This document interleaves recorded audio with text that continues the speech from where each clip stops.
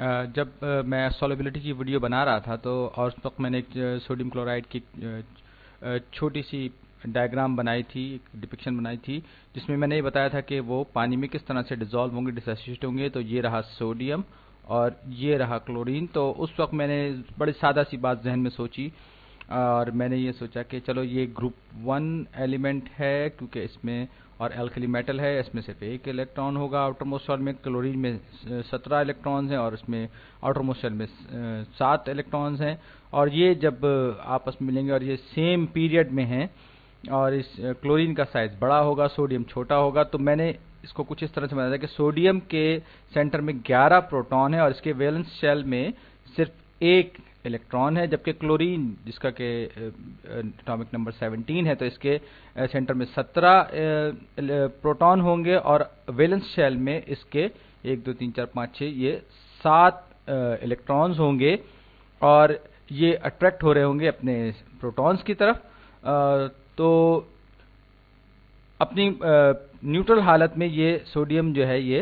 निस्बतन बड़ा होगा, जबकि क्लोरीन छोटा होगा, जैसे कि हम पीरियोडिक टेबल ट्रेंड्स में देख चुके हैं। तो ये मैंने इसे सोडियम को आयोनाइज होने के बाद कुछ इस तरह बनाया और क्लोरीन को इस तरह से बनाया, यानी सोडियम बड़ा और क्लोरीन छोटा। क्योंकि मैंने ये सोचा कि ये कुछ इसी तरह से होगा, लेकिन बाद में हमारे एक व्यूअर ने पॉइंट आउट किया, जो कि मैंने गलती की थी, कि सोडियम जब एक इलेक्ट्रॉन निकल जाएगा, इससे आयोनाइज हो जाएगा, तो ये नियॉन जैसा हो जाएगा, ये नोबल गैस जैसा, और इसका जो थर्ड शेल है वो ख़त्म हो जाएगा और इसके सिर्फ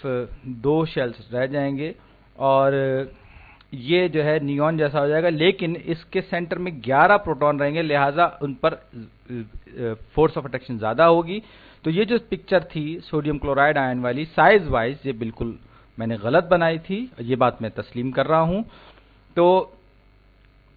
अब जो सूरत हाल बनेगी वो कुछ ऐसे होनी चाहिए कि सोडियम आयन Na+ आयन का जो साइज है वो छोटा होगा और क्लोरीन, क्योंकि इसने एक इलेक्ट्रॉन ले लिया है सोडियम का, तो ये और अपना आउटर मोस्ट शेल कंप्लीट कर लिया है, तो ये थोड़ा सा बड़ा हो जाएगा, क्योंकि इसके पास इलेक्ट्रॉन ज़्यादा होंगे, प्रोटॉन उसके उतने ही रहेंगे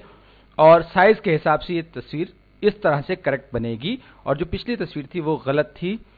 और ये बाकी सब चीज़ें वही रहेंगी कि वो अपने ऑक्सीजन एंड को अट्रैक्ट करेगा पानी में और